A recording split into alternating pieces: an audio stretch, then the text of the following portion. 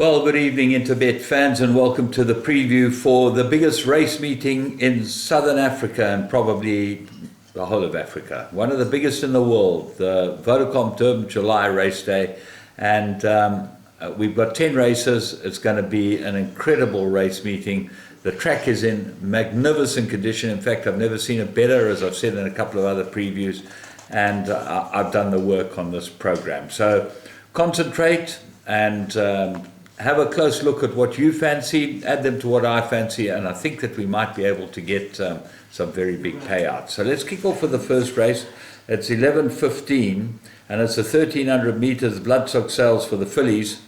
And I like Supreme Quest. I think it's a great each-way bet. Drawn one, Lyle Hurtson, everything to like about the Cornet Spies runner. And Cornet Spies is a master when it comes to these type of races. So that's my top choice. I know it's not favourite. Big Burn's a hot favourite, but the draw does concern me, although he won extremely well first time out. The time wasn't bad as well, so that means that he's got to have a huge chance. The money's all been for One Night in Paris, the one on the Poly, for the right stable, number 5, but I'm not sure that it will be able to upset these. Winter Renegade looks like the best outsider, going to definitely stay the trip, and did win very nicely first time out. Race 2, first leg of the bipod, 1,300 meters. This is the Colts version of the sales races. And what's interesting about the sales races is that the stakes are really far down, and one wonders if that wasn't because they didn't have much participation. But here, not quite so easy. My find of the race is number 4, Team Gold. 16-1, I think, is a huge price about this, and I think he's certainly worth having an each-way bet with Gavin Larino aboard. Roy Magna's a master trainer, and I think he'll go very, very well. So what else is there? Well, the favourite Bard of Avon looks very hard to oppose on his last run, which was in the Gold Medallion. Captain Lannister, I think that this one's got a big chance in this race. Ryan Munger gets to ride it, and he sticks with it. And that's interesting because Ryan Munger has ridden William Robertson both his starts, and he now is replaced by Lyle Hurtson. I would have thought he had the choice in rides, and I think that he probably went for Captain Lannister because of the draw, although he probably got tied to the horse. 11, Illicit Kiss, worth putting into all your play. Keegan DeMello aboard it, very confident rider, but I think that that's where it will start and end. But the maiden, Sekulu, is a horse I've got to mention. I was very impressed with his first run, the Cape Town Noir, from the International Racing Club, and Diego de Gavao gets a chance from draw 12, but that's really against him. Race 3, first leg of the Place Accumulator, and this is either a field race or 3 horses. The 3 horses I have found are Black Nap, who's the obvious favourite, and he looks like he's very well suited by the weights, being a 4-year-old and only 54.5. So he looks like he might be a natural banker for the Place Accumulator. But this race is wide open. Flying Carpet comes into your play with Lyle Hurtson, drawn a bit wide, but he's not too far off the gatekeeper, and he's certainly got to have a big chance on the line back of form. What else is there? Treetumbo. I like this one of the Tarry Yard. I thought his last couple of runs were very good, and I think he'll go well. Sashev's got good form. Shango's always there or thereabouts, improved last run. And Shareholder, this is the find of the race. This horse is extremely well weighted with 53.5 on his back. And if the Gavir can just get him to settle and get into an easy rhythm, one off the paint, he's got to be a runner, Shareholder. Right, race 4. Gold Vase, 3,000 meters. 5-cornered contest for me. The top choice is number 7, Smoking Hot, although with no real degree of confidence. Grant Van Niekerk, I think, is a proper rider for this this filly, this Silvano filly from the Candace Dawson stable. Dangers, Holy Warrior, I think, needed his last run and comes into the race off draw 1 with a huge chance. 3 Nabras, very good form, and the wins are exceptional. Last win was very good indeed. St. Philip's a roughie.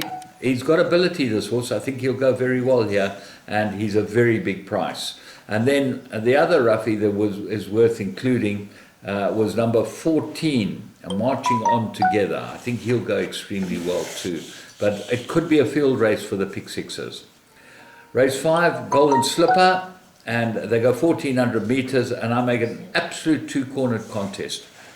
Desert Mirage from the Mike Lecoq stables, my top choice. Looks like the right horse, a very convincing form. But Imbewu, number 12, if this was drawn well, I'd make this the right horse in the race. But the draw is a concern. It's only its second run, but really won well first time out by William Longsword, and Lyle Hewitson gets to ride her for the Tarry operation. So if she's not too green in Bearwood, she'll run well. And then the third horse that I think you've got to put in is Mary R. Lazarne Forbes has run a draw one. Sean Veal, just got to leave her alone, and she'll run a good race. Race 6, Golden Horseshoe, and they go 1400 meters, and I make it a four-cornered contest. My top choice is Castleton, number 4. I was very impressed with the way he won round the turn at Turfentine on the inside track. Craig Zaki gets to ride him. Huge runner. Twice the Trips forms very convincing, won very well both its runs, and it is a filly, and he's running this filly in this race and leaving the Imbewu as his filly in the other race. So that makes you think that Imbewu must be a good runner, and this filly he must think is good enough to take on the Colts.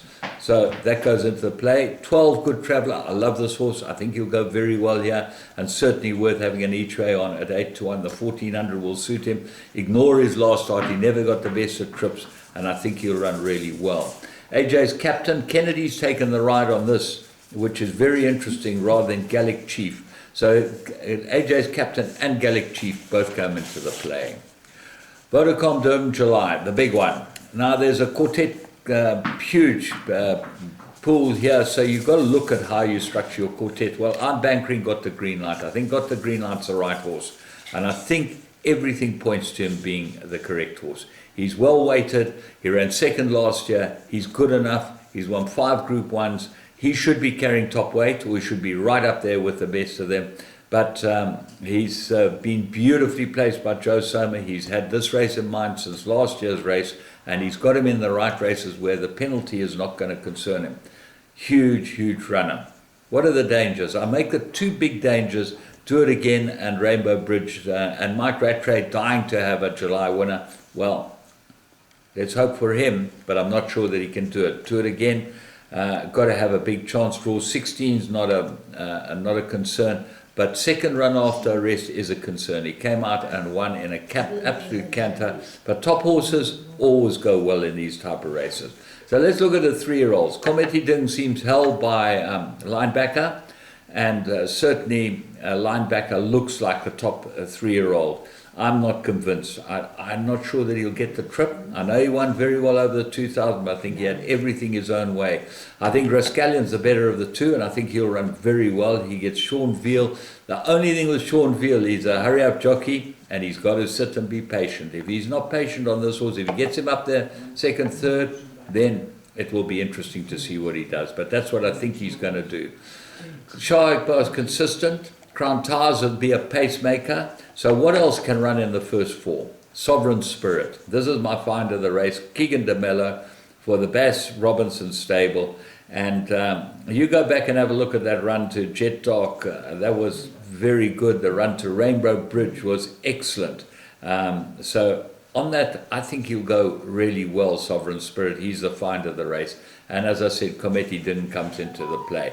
She's a keeper. She's an unknown. She's hard to back, because in this type of race, from that draw, she's drawn 10 right in the middle of the track. They're going to be coming over from the inside and the outside, and Warren Kennedy's going to have to be at his best, but she is packed with class, so she's shown so far, and maybe she's the right one.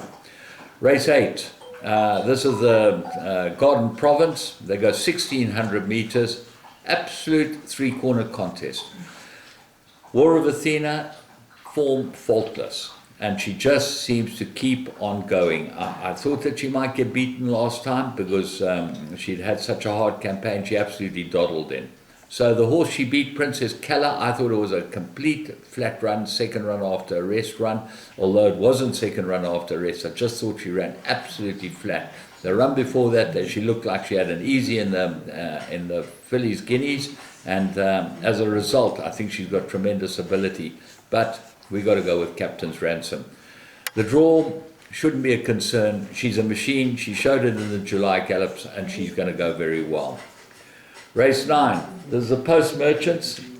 This is the grade 3, and they go 1,200 meters. Well, I'm going for the horses that are well drawn here. Ultra Magnus, MK's Pride, I think they'll fight it out. They look like the best two horses in the race, and certainly got to carry the weight.